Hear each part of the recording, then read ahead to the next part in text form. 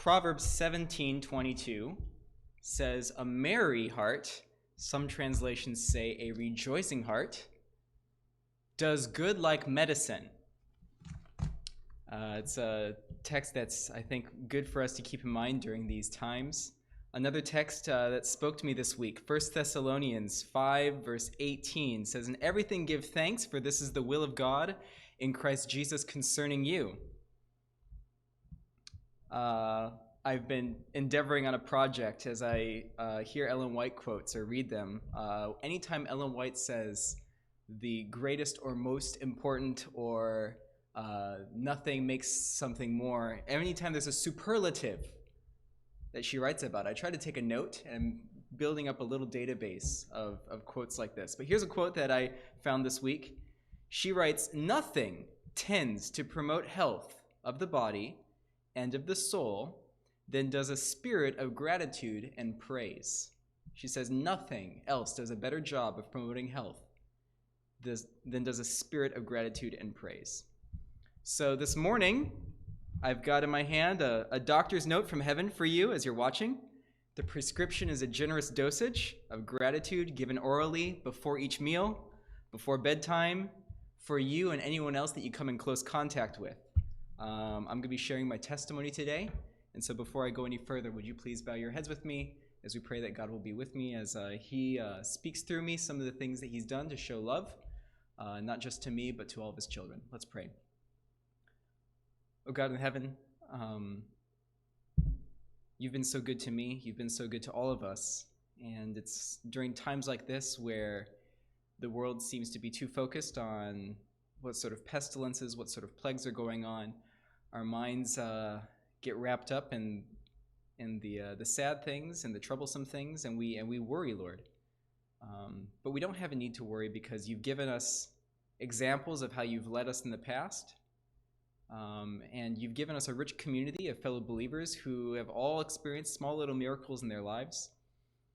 Lord, during this time, we ask that you will remind us of the ways that you have spoken to us, that you will give us merry hearts that promote health, that you will give us gratitude that strengthens the body, so that we can be blessed and encourage one another as we press towards heaven together and encourage one another with these words. We pray these things in your name. Amen. In English, we have this phrase. It says, "The grass is always greener on the other side of the fence." That sometimes you look at the things that you have, and they don't look quite as good as the things that other people have. They always encourage people to share their testimonies, but sometimes you look at other people's testimonies and they seem more exciting, more exotic, more extravagant than yours. I remember growing up listening to testimonies of evangelists, or reading some of their autobiographies, and they had been in show business before they became Christians, or maybe they were in the music industry, maybe in the sports industry, what have you. And I remember as a young person always being like, wow, did you know that, Pastor so-and-so was on track to be an NBA star before they became, a summer camp director? And I thought, wow, maybe this is just me as a young person thinking that part of what made you a valuable Christian, or part of what made you like the stature of your Christianship, was how much you had to give up in order to follow God.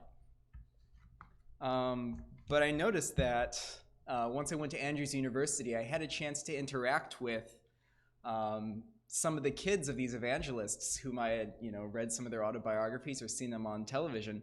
And it was interesting to see that even though people left their previous life to follow God, that some traces of their previous life still had an impact on their family, whether they wanted it to or not.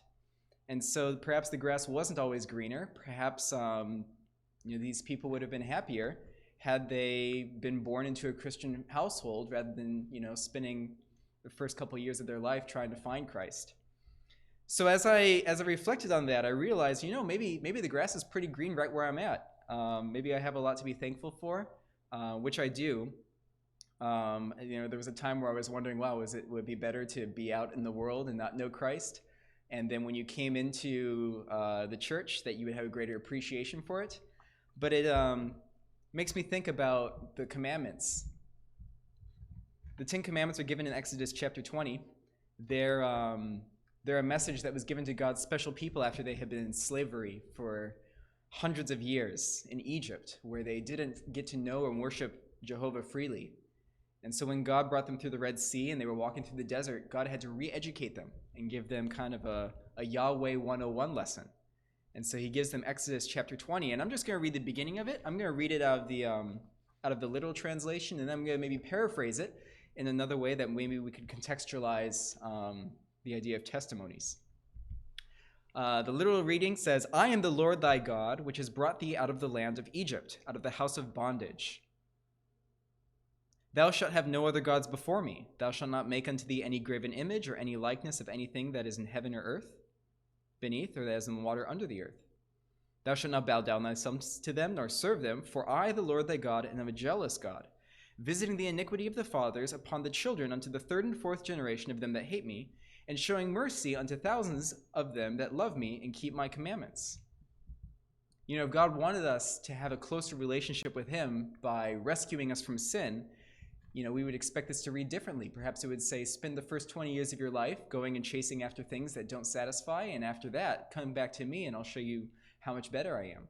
But he doesn't say that. He says, if you worship these other gods, it won't just affect you, but it will affect your children and your family. Maybe another translation that we could read, this isn't by any ways me trying to be faithful to the Hebrew, just trying to paraphrase it in a modern day situation. We might read the beginning of Exodus chapter 20 as, God is the only thing that matters. Don't place anything else, whether it's here or earth or anything else in the universe, in the place that God should occupy in each of our hearts and minds. Although these things are merely wood or stone, these idols that we worship, or whether in the Bay Area it's chips of silica, placing too much focus on these things will not only mess up your life, but also mess up your kids' life. And if you mess up your kids, that will have an impact on your grandchildren as well. On the other hand, if you put me first in your family's life and follow my guidelines, I will leave a legacy of blessing and mercy to you and your family like I have for thousands of others. So looking at my life, I used to feel that my testimony wasn't as exciting as others, but as I thought about it and preparing for this message, I realized that it's really a gift to be born into a Christian household. It's really a gift to be part of a generationally Christian household.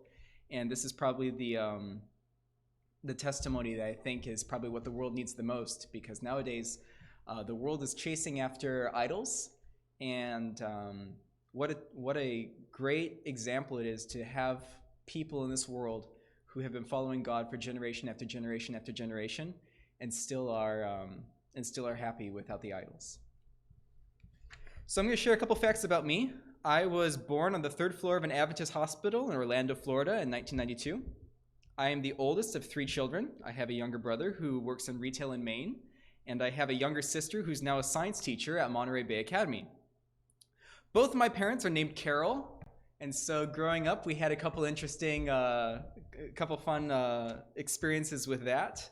Sometimes people would call our phone, and I would pick up, and they would be looking for a Carol Wheeler. And I asked them, yeah, which one of the Carol Wheelers do you want to speak to here? And they're like, well, I'm looking for Carol Wheeler. I'm like, do you want Mr. Carol Wheeler or Mrs. Carol Wheeler? And they would fumble a little bit with that, and then it was pretty obvious that they were a telemarketer, and we would just hang up but only after we had a little bit of fun with them.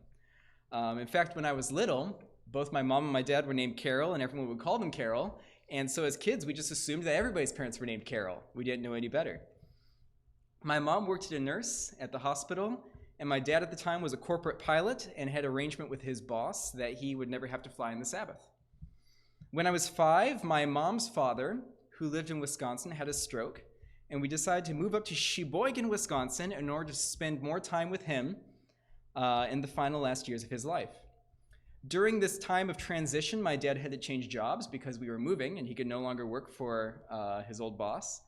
Although he had run a missionary radio station, taught in the Adventist academies, and his passion was really flying. And so he submitted resumes to 34 different airlines. And at the bottom of each resume, he had a little note saying that he was a Seventh-day Adventist. And as such, he observed Sabbath from sunset on Friday to sunset on Saturday. And during this period, every week, he'd be unwilling to work based on religious grounds. So he sent this resume to 34 different companies. Of the 34, only 3 responded to have an interview with him. And during the first 2 of these interviews, they would go through, the interview went really well, and my dad would say, well, what about this last line of my resume? They'd say, well, yeah, I guess that won't work for us. So thanks for your time. Best of luck in your job search. United Feeder Service was the 3rd such company that reached out to him for an interview. And when he asked them about the Sabbath, they said, well, you know, we're based in South Bend, Indiana, and we're not that far away from Andrews University, and a lot of mechanics graduate from the Andrews University Aviation Program and come and work with us. They're excellent workers, and they all keep the Sabbath, so it won't be a problem. We'll work something out for you. So that was a blessing. God had a way of finding a way for my dad to enjoy his passion and still keep the Sabbath. United Feeder Services lost its business license, its contract, and so at the time that they were laying off pilots, that my dad was able to find work with American Eagle. And during this time, while he was working for American Eagle, it was been hard for him if he was based out of Chicago, which is a 2 hours drive away from Sheboygan, Wisconsin, to keep the Sabbath, because most pilots that worked at Chicago had enough seniority to be able to get schedules that had them getting the weekends off. And my dad was still a little junior on the list of seniority, and so he had to find a base where all of the pilots were inexperienced and had not been with the company for a long time. So he worked out of Puerto Rico because that's where people didn't want to work, and so he went there. And so on Sunday or Monday each week, he would drive down to Chicago's O'Hare International Airport, fly down to Puerto Rico, fly airplanes out of San Juan for the week, and then come back in time for Sabbath on Friday. And seeing as I was growing up, even though Dad wasn't always around during the week, we knew that he loved us. He came home every weekend. We opened the Sabbath together. We were always going to church together. My family did everything they could to make Sabbath enjoyable for us and the kids, with nature walks, inviting people over, singing at nursing homes, going to the beach. And so this left a lasting impression on me of what the Sabbath meant, because I could see that, my dad was making very tangible sacrifices so that he could observe Sabbath and spend it with his family, when it would have been much easier and perhaps more lucrative to not keep Sabbath. The closest Adventist academy to us was 2 hours away. It was a boarding academy, and my parents wanted to have us home while we were growing up. Furthermore, my mom was staying at home to take care of my grandfather, and we didn't have enough money to send the 3 kids to a boarding academy. So myself, my brother, and my sister, we decided to go to public school. People have often asked me what it was like going to public school instead of an Adventist school.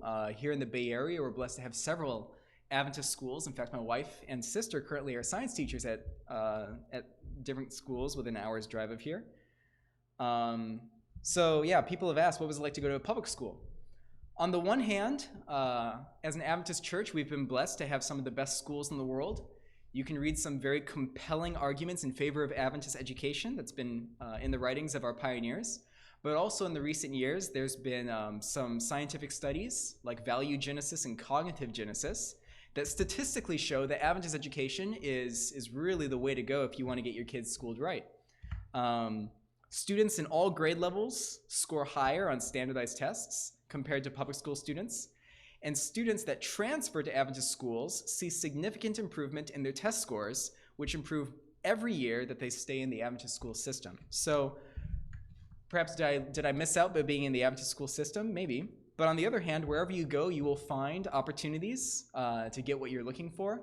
And so if you're in a public school and you're looking to succeed and having a spiritual experience, you'll find the friends that are spiritual, and you'll find friends that are success-oriented. Likewise, if you are at an Adventist school and you're looking for trouble, you'll find kids to help you make trouble. So that's my case. I think that Adventist education is still the way to go, but if you can't go to an Adventist school, not all is lost. Going to a public school, I had some interesting experiences with keeping the Sabbath. Like I said, my dad had really, with the sacrifices that he made for his work, instilled in me the value of the Sabbath, just not by anything that he said, but more so by his example. And so growing up in school, I was naturally gifted in math and got involved with some math competitions. A math competition, for those of you who are maybe never heard of it before, it's where you get all the nerds, the math nerds at your school together on a bus, and you drive them several hours away to a school, and then all of the math nerds from everywhere around that state all get in buses and drive to that school. Then you sit down for the evening, and students have timed competitions where they see how many questions they can get right on a list of math questions, and then you give students scores for how many questions they get right, and at the end of the night, you give a medal to the students that got the most points. And sometimes these math competitions have team events as well. And so I remember every once in a while there was a competition that would be on Saturday, and I remember some of my friends pleading with me, oh, please, can you please come to this event? We really need you to do well as a team. You could make or break whether or not we go on to the next level or whatever. And I explained, my religious position, and they would say, well, why can't you just talk to your priest and have your priest excuse you? I'm sure they'd understand. I think for me, going to an Adventist school and going through some of these experiences, some families in public school, when they see that most events are held on Sabbath, they just give up and they decide not to have their kids enroll in anything. But my mom was really keen on having his kids succeed well, and so we knew there were some activities where there was no leeway. You couldn't really participate if it wasn't on Saturday. But there were some other events growing up, some other extracurricular activities where we were able to work with the school to make accommodations so that me and my siblings could participate on events that were normally held on Saturday, either by rescheduling the events or perhaps being as a substitute or a backup and only participating on events that were on Friday afternoons or on Sundays. I like to think that, and I hope that I think that what me and my siblings did going through public school was a way in Sheboygan to pave the way for other families that wanted to keep Sabbath in the public school system, in the same way that the Andrews University pilots that worked for United Feeder System were able to pave the way for my dad to get a job when we moved up to Sheboygan. So right about the time of freshman year, I had a little friend group, and some of my friends got into playing with Ouija boards. Now, for those of you that don't know what a Ouija board is, it's a flat board that has letters and numbers on it, and the way that people interact with the board is that there's an indicator that everybody, maybe like a little board with an arrow on it, that people put their hands on, and they move this indicator around on the board, and the indicator will stop at different letters and spell things out. Now, some people will argue that this is harmless fun since it's sold in like Target and Walmart, and you can buy it in any board game store. But if you look at some of the histories of this Ouija board, it has its roots in spiritualism. And so from the first time my friends said they were playing with a Ouija board, I told them that I was not interested. They didn't want to have any part. And that if they were set on playing with it while I was over at their house hanging out, that I would just excuse myself and I'd go hang out with their parents in the kitchen until they put it away. I remember one Monday, I came to school, and my friend Zachary, he came to me and said, the strangest thing happened to us on Friday evening. He said that on Friday evening, now I wasn't at the event because on Friday evenings I was with my family and we were welcoming in the Sabbath together. That was our family tradition. He was telling me that Friday evening they had gotten the Ouija board out, and they decided that they were going to do a little experiment with it. So they asked the Ouija board, what is Brandon doing right now? And I don't remember all the details of exactly who they were asking and what it was saying, but my friend Zachary was telling me, well, we would ask, what is Brandon doing? We would put our hands on it, and we would move around and spell the word burger. And so then we would get our cell phones out, and we would text Brandon, and we would ask him, Brandon, what are you doing right now? And Brandon would respond saying, well, I'm at McDonald's right now eating a Big Mac. And so then they would say, okay, well, what's Kelly doing right now? So they would go to the Ouija board, and they would put their hands on the indicator, and would move around, and it would spell movie. And then they would text Kelly, and they'd say, Kelly, what are you doing right now? And Kelly would respond saying, oh yeah, I just went to the theater, and I was watching the new Avengers movie. And so then after doing this a couple times, they said, okay, what's Jonathan doing right now? And they went to the Ouija board, and my friend Zachary told me, I don't remember the exact words that he said, but he said something along the lines of, we asked the board, and it responded, we don't know what Jonathan's doing right now. They won't let us in the house. Yeah, he told me this is just the strangest thing. It's the kind of thing that gives we as Christians kind of a chill down our spine, because we know, especially as Adventists, we have this narrative of a great controversy where you have God and his angels who are in a controversy with Satan and his angels over the character of God, and every human being is a battlefield. And when we hear that people are using instruments associated with the occult to try to learn things about people, we know that God has special protections that he gives for his people. And we know that on Friday, when my family was having family worship, that it was an opportunity for us to welcome God and his angels and his presence into our home. And during that time, there was nothing that a Ouija board could do to get into that house, because God and his angels were there.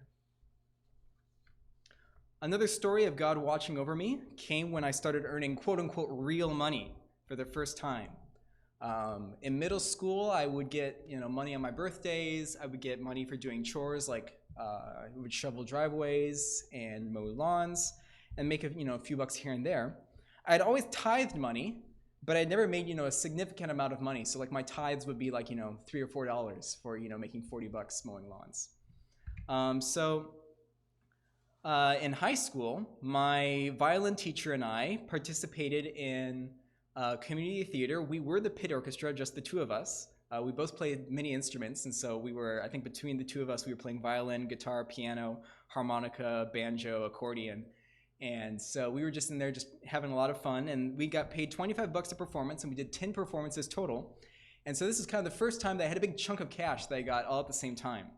So I had always been a tither, and so I returned 25 bucks out of the 250, and I said, all right, well, up until now, I've always just worn tennis shoes. We've gone to Walmart and gotten me tennis shoes, and that's been what I've been wearing all the time. But around this time, in the late 2008, 2009-ish, Chuck Taylors were making a big comeback on the shoe style scene, and all the cool kids were wearing them. So in my mind, I said, all right, I've got the brand that I want to wear kind of picked out, and I'm going to set aside $60 of the $250 that I made to buy these shoes. And I was going to save the rest in a savings account. At the same time, our church was sponsoring several students to study. They were coming from Malawi to the United States, and some of them had already gone back to Malawi to work. Some of them were Christians, and they were doing some missionary work in their local communities. And we received a message one week from some of the Malawians who had been a member of our church in Sheboygan, and they said that $100 in the United States might not go that far. We'll buy you a couple pairs of shoes, but $100 in Malawi can really put shoes on a lot of people, and shoes really change people's lives in Malawi. And I had not yet purchased my shoes, and at the time I felt really convicted. I felt that God was asking me to say, Jonathan, you've set aside $60 for shoes. What about giving that to people in need that I'm trying to care for in Malawi? So I decided, all right, God, if you want me to get a new pair of shoes, maybe the shoes that I want to get are just vanity, that I'm just trying to satisfy my own desires and wants by getting these shoes. And so if you want me to get those shoes, or if you want me to get any other shoes, that'll be on you. You can do it for me. I have faith. So I wrote a $60 check, and I dropped it in the offering plate. I don't remember how long it was after. I wish I had written it down, but it was really soon. It was like either like the next couple days or like 2 weeks after I put the $60 in the offering plate. I was at school, and one of my friends named Elijah came up to me, and he looked down at my tennis shoes that I've been wearing. They were getting a little worn out. And he says, Jonathan, those shoes look a little worn out. What size shoe do you wear? And I told him the size. They said, yeah, that's great. That's the same size I wear. I'm going to bring you a gift. And so the next day, he brought a plastic bag, and I opened up the bag, and I looked inside, and it was the exact model or pair of shoes that I had been thinking about buying. It was just right there in the bag. I hadn't told anybody what shoes I wanted. I hadn't told anybody that I had put the money in the offering plate for shoes, but here were the shoes. God had gotten them for me, and I hadn't had to tell anybody. I asked him if I could pay him back, and he said, it's okay. I spent 20 bucks on them. I wore them once, probably won't ever wear them again. So these are yours. It's a gift from me to you. So I wore those shoes for, I think, a whole year. And after a year, the shoes soles started to squeak a little bit. And so as I would walk down the hallways at school, they would make a little squeaking noise, which I found kind of cute because it was always a reminder that, God is taking care of me. And so with every little squeak, it was a reminder of kind of the history of those shoes. Elijah, the same kid that gave me that pair of shoes, he started to notice them a year later, and he said, "Jonathan, I see that you've been wearing those shoes almost every single day. You must like them a lot. Tell you what, if you wear the same size, I'll bring you another pair tomorrow." And I said, "Okay." He brought me this time a more fancy pair of Chuck Taylors, and I asked him, "Can I pay you back for these?" He said, "Nope, I spent $60 on these. I wore them once. I'll probably not wear them again. You can keep them." And so I thought that was really cool. Not only did God get me in the first round the exact pair of shoes that I wanted at the time that I wanted them, but he also replaced them with shoes that were the exact dollar amount that I put into the offering plate that second time. So that was a really cool story about, God telling us, when you get money, set aside 10% for me and an offering. And you can't outgive God. And that's something that's been in the forefront of principle of my financial stewardship, that as soon as I ever get any money, I set aside 10% for tithe, and then we've also, Mateo and I, we now set aside a certain percentage every month for offerings. So now it was getting to be about the senior year of my high school experience, and I was getting ready to apply for college. I was planning to go to Andrews University, but college courses are expensive, and they continue to get more expensive every year. At the time, Andrews University tuition was around $30,000 a year. And as I mentioned before, pilots don't have a lot of money for school. This is part of the reason why I went to a public school, because we didn't have the money for Adventist education. And so our family was trying to look towards ways of funding college for me and my two younger siblings. Early in my high school career, my mom was talking to one of her family friends who had a son go to Andrews University, and the son was able to go there with all of his tuition paid for because of what's called as a National Merit Scholarship.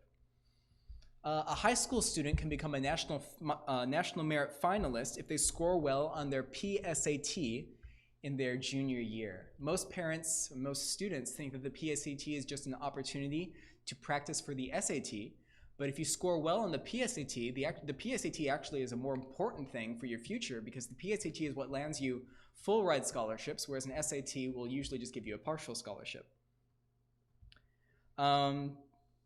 One of the things that we learned as we were studying, as I started learning more about the SAT and the PSAT, is that the SAT really doesn't stand for anything. The acronym SAT, those letters no longer mean anything. SAT used to stand for Scholastic Aptitude Test, which implies that the test score will tell you how good of a student you are likely to be. But they actually found that there was a very weak correlation, that students that had high SAT scores were not actually that great students all the time, and there were students that were very bad students that would sometimes score really good. So then the SAT, the organization that ran the SAT decided to change the name, and then they called it the Scholastic Assessment Test, which was supposed to test to see, are you a good test taker? Have you learned well in school? And they found that even then there wasn't very good correlation, that there were students that had done very well in the past and had good math scores and good English scores, but they weren't doing that well on the SAT. And so the SAT committee kind of had a crisis, because here they have a test that's being used around the United States to help students gauge their worthiness for college, and the test actually doesn't correlate with how good you are going to be in college. The only thing that the SAT tells you is how good you are at taking the SAT. So one of the things that we learned was that studying for the SAT actually is a thing that school is not going to prepare you for. It's really, preparing for an SAT is really, the only way you prepare for it is to practice taking SAT exams. So my mom said, well, if this is the avenue that God's going to use to get Jonathan to go to Adventist school without breaking the bank, then we're gonna go all in. There's this saying that people say, you need to pray like it all depends on God, and you need to work like it all depends on you. And so I think that in the summers between my freshman and sophomore year, and the summer between my sophomore and junior year, the argument was, Well, you're going to be saving $30,000 a year for 4 years. It's $120,000 that you could make in 2 summers. So that's $60,000 a summer. There are very few things that a high school student can do in a summer to make $60,000. And so we said this might be the only chance that Jonathan has to make the equivalent of a $240,000 a year summer salary on a high school education.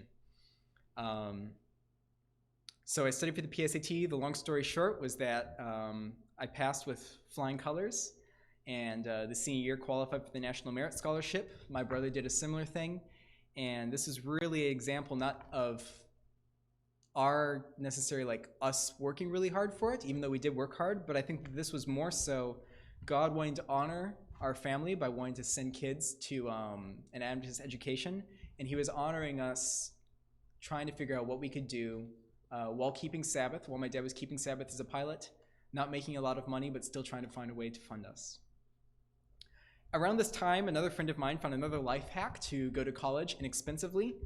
The College Board, which is the organization that publishes the SAT exam, also does a series of AP exams every year. AP stands for Advanced Placement. An exam is offered in some sort of introductory college topic. So there's an AP Chemistry exam, an AP Biology exam, AP Physics exams, AP Calculus exams, AP exams in Spanish. And I think last I checked, there were over 30 different exams. And when you take the exam, it goes off and it gets scored, and you are awarded the score between 1 and 5. Most universities will not accept a score lower than a 3. And so if you get a 3 in an exam, then they'll say, all right, you did really well. We'll give you credit for physics if you get an AP physics score of 3 or higher. Of course, if you're studying to be that major, they might say, hey, having a core understanding of physics is really important. And so if you want to be a physics major, you need to have an AP physics exam score of 5, not just of 3. And so my buddy Brandon, he said, all right, here's what we're going to do. You don't have to take AP physics classes in high school in order to take the AP physics exam. You can just register for the exam, but not the class.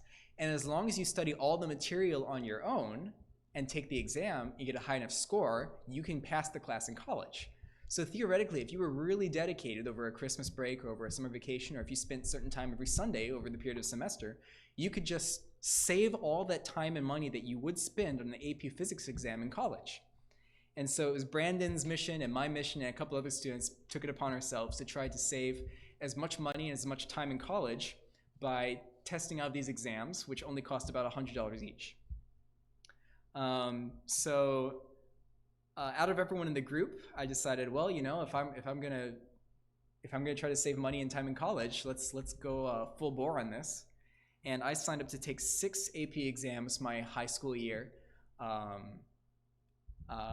high school.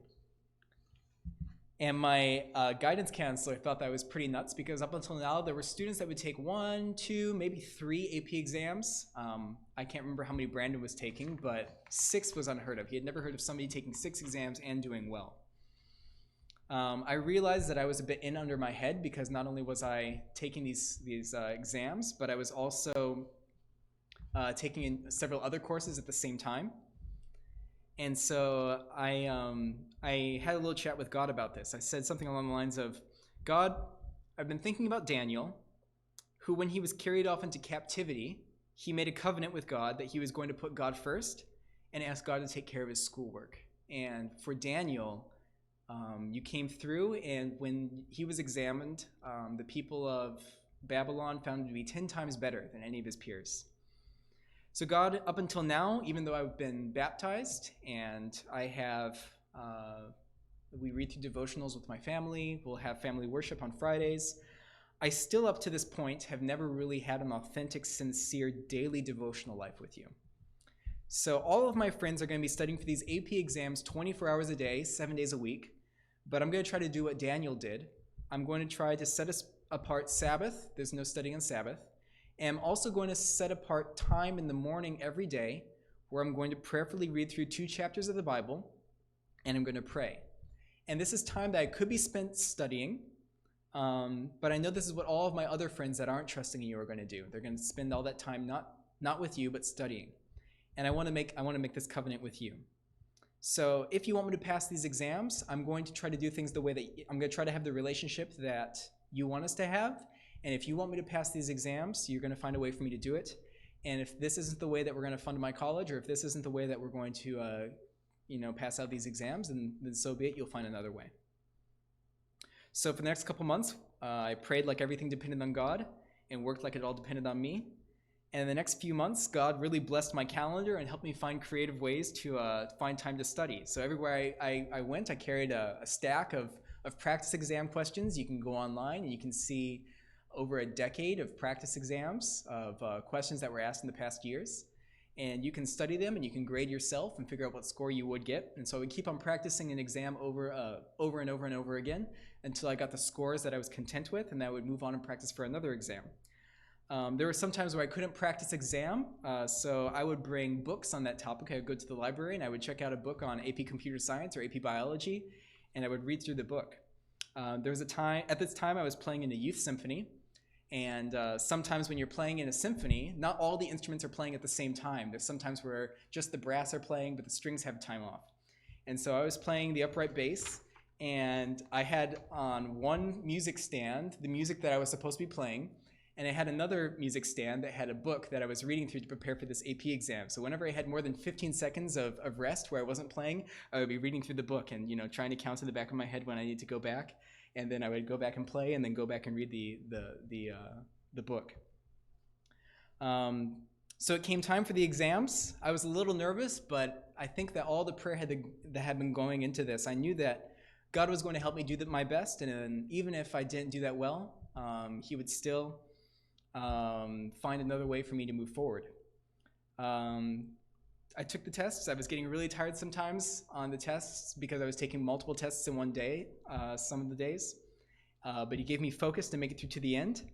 And when the test results came back in June, I had scored a 5 on every single exam, which I am sure was God's intervention, because there was one exam where I came to the month of the exams, and I said, I have not done any prep work for this exam. At this point, I'm just going to try to save 5 of the exams and let the 5th one burn, because I'm not going to get any good score on that one. But when I saw a 5 on every single exam, including that exam, I knew that this was a message that God was saying that he really appreciated the sacrifices that I was making for a daily devotional life.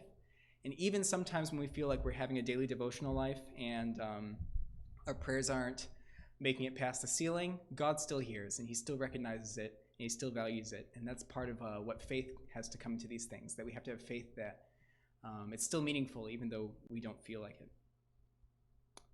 There's several other stories that I could tell. I think I will share one more. It's not in my notes, but I think I'll share one more. I'm going to fast forward. There's a whole story about how God led Matea and I to start dating. I don't think I've ever told that testimony in less than 40 minutes, and there's some details that are essential to the story that I don't want to put online quite yet. But this story that I'm going to share comes from my time when I was in Lebanon working as a student missionary. I was working at a Adventist, it was a K through 12 school, and I was working for the 7th and 8th grade math departments, teaching mathematics. And we had been working, the Bible teacher and I, we were one of the only few Adventists at the school. Even though the school was Adventist, they had a hard time getting enough Adventists to staff the school. So maybe I have a staff of 50-ish people, maybe 5 or 10 were Adventist, and maybe only about 10% of the students were Adventist. The rest of them were some form of Christian. We had a few Muslims, and a lot were agnostic or atheists. And a lot of them in Lebanon, it's a very confusing part of the world religiously, because if you think about kind of the religious heritage that's been there, every time a major nation has wanted to go and conquer the world, they've oftentimes passed through Lebanon. So you have Babylon passing through there, Persia, the Greeks passed through there, the Romans ruled Lebanon. You can still see the ruins. The French were there for some time. The Ottoman Empire was there. And so you see remnants of all of these religions in shrines all around modern-day Lebanon. And so the students really are quite confused, and many of the teachers were also quite confused. And so the students were hearing mixed messages sometimes from some of the faculty. So the Bible teacher and I were trying to make special efforts to try to preach the truth as it's taught in the Bible to the students. So we decided one morning that we were going to pilot a little Sabbath school at the school for the students. And we told the students, if you come at, I can't remember the time, I'm just going to say 9:30. If you come at 9:30, we are going to make pancakes for you guys, and we're going to have orange juice and a whole breakfast bar. Just show up at 9:30, we'll have breakfast, and then we'll have a Bible study. And so we told most of the school, most of the high school, maybe over 100 students, that we were going to have this breakfast. And we talked with the principal, and the principal said that he was going to arrange for a ride to bring us down from the university. We were staying at the Adventist University that was at the top of the mountain.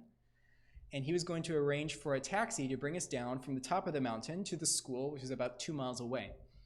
Normally, we would walk there every day, but we had so many griddles and pancake mixes and orange juice that it was really not feasible for us to walk down that Saturday morning with all that stuff.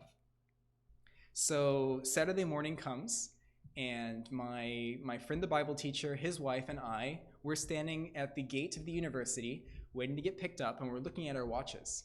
And I think that he was supposed to pick us up at 9. We were there at 8:50. There's no taxi at 9. There's no taxi at 9:05. None of us at the time in Lebanon had any mobile phones with which to call the principal. And so we were just, at this point, we just started praying. We said, God, you know who's coming to church today or come to the school today. You know that probably the devil doesn't want us to have this Bible study. We've got a bunch of breakfast material that we don't know what we're going to do with, and so if there's something else that we need to do it, make it clear to us. But Lord, we're really in your hands right now because we don't have any way to get down there and no way to communicate with the students. And so as we were waiting and talking, all of a sudden we saw a car come up to the top of the mountain. Now, at this part of Lebanon, the school is actually, the university is located on a mountain that's known as Sabtiya, which in Arabic, Sabt means seventh, kind of like where we get the word Sabbath from, Sabt. And Sabtiya means the place where the Seventh-day Adventists live. And so taxi drivers around here know that pretty much if you drive up to the end of this road, you're going to the Adventist University, and the Adventists usually don't ride taxis on Sabbath because they're not going to pay for it if they haven't made pre-arrangements. Furthermore, there were no cars that were going to come up unless they were a taxi or going to the university. And it was at the time that I think we were trying to go down, it was a little early for cars to be coming up for the church service at the university. So we see coming up the road a little car. It doesn't have any taxi indication on it, but comes up to the top. They roll down the window, and the lone driver there says, "Are you guys trying to go to Bushria?" which was the name of the school, or the name of the neighborhood of the school where we were trying to get to. And we said, "Yeah, we are." He said, "Yeah, hop in the car." And so none of us had ever seen this person before, and it was a small university. We knew everybody at the university, or maybe only 100 people, so we recognized everybody by face. And we get in the car, and we start driving down, and we started talking to him to see, who is this man that had just driven up, this stranger, and asked us to get in the car. And we asked him his name. He said, "Well, my name's Christian." And as we were driving down the mountain, we were asking him a little bit more. I said, "Christian, where do you work?" He said, "Well, I'm a student." "Oh, what are you studying?" And I can't remember what he said, and I've asked the missionaries what he said, and they can't quite remember either, but it was something along the lines of either anthropology or sociology. And he was studying at the university there in Lebanon, at the American University in downtown Beirut. Well, we got to the bottom of the hill, and every time you drive up or down the hill, the taxi drivers always charge you 4,000 lira, which is like $1.50. And so we reached into our pocket to try to compensate this guy for driving us down. He said, no, I know that you guys, it's your Sabbath, and so it's a free ride. Don't worry about it. And so we get out of the car, and he drives away, and I think all of us at the same time looked at each other, and we said, we've never seen this person before. I think that this person was an angel that just gave us a ride down to church.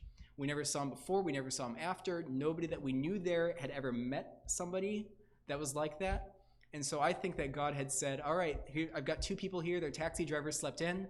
I need these 3 people. He tells his angel, I need 3 people to get from the university to the school. I don't care how you do it. I don't care what you say. I'll leave that all up to you. You can use your creative license to come up with a story. And so I think that day an angel came, and he said, well, when people said, what's your name? He said, I'm a Christ follower, I'm a Christian. And when people said, "What do you study?" he was trying to say that he was studying that the reactions of people to other people and how they were learning about God. And so he called that anthropology, the study of mankind, or sociology, the study of how people work together. So there's other stories that I could share. These are the highlights, but I just wanted to go to last page of my notes. Really, reiterate that I'm so thankful that God takes care of each and every one of us. He meets each and every one of us where we're at, and he has blessings and mercies for 1,000 people.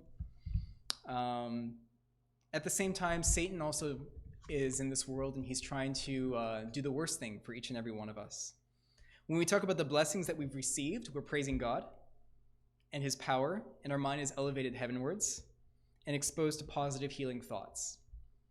However, when we talk about our misfortunes and the suffering and all the evil that's in the world, what we're doing is praising Satan and giving praise to his power, and our mind is brought down to this dark and gloomy world.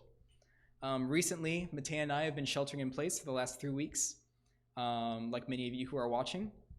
It's been challenging, but whenever we've gotten discouraged, we've turned to each other and we said, all right, it's time for us to list off 30 things that we're grateful for. And so she'll say something that she's grateful for, and I'll say something I'm grateful for, and then she'll say something that she's grateful for, and we'll go back and forth, and we lose track of how many things that we're grateful for, just because by the time you get to item number 20, it's so much more fun to talk about how much God's been blessing you than it is to talk about what Satan's been doing to get you off track. So I'd encourage all of you guys who are watching from home, once you've finished watching this video, if you're by yourself, take some time to talk to God and to thank him for the things that he's done for you. Maybe use a pen and paper and make a list and see how many things you can write, whether 30 or 100 or 1,000. If you're watching this with someone else, maybe as you finish this video, if you're watching live, it's maybe about lunchtime. Maybe as you prepare lunch, you can share some stories about what God has done for you, or make that list of thankful things. At this time, let's close with prayer, and then we'll wrap up our live stream. Our Father in heaven, John writes at the end of the Gospel of John that you did many, many other things during your life here on earth. John says that if the skies were filled with parchment, if the oceans were filled with ink, there'd probably not be enough books. The world would not be able to contain all the books that would be written about the things that Jesus did. Lord, we'll be thanking you for eternity for the things that you've done, and we really have no shortage of things to thank you for. I thank you for the opportunity that you've given me to have a testimony to share with others, and I ask that your Holy Spirit will deliver this message to those who need to hear it, that will bring hope and comfort to those. We pray all these things in your name. Amen.